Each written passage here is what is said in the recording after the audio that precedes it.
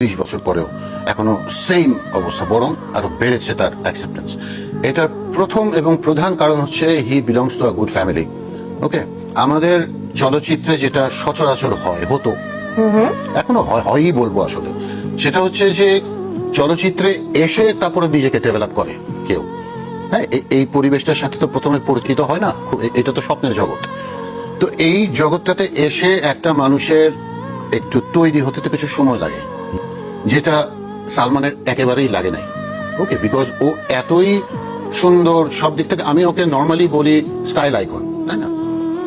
এটা আমাদের সবার কাছে কিন্তু সেটার কারণটা কি? সেটার কারণটা হচ্ছে একটা ভালো বাবা মার সন্তান। ও ছোটবেলার থেকে এইভাবে কালচারটা দেখে বড় হয়েছে। এই জন্য ওর যখন ইন্টারভিউ গুলো, দুই একটা ইন্টারভিউ আছে, ওগুলো যখন আমরা দেখি আর সেটার সাথে আমরা যখন ফিল্মকে মিলাই, এর মধ্যে খুব একটা আহামরি পার্থক্য দেখা যায় না আসলে। এটাই সালমানের একটা মানে অদ্ভুত ইয়ে।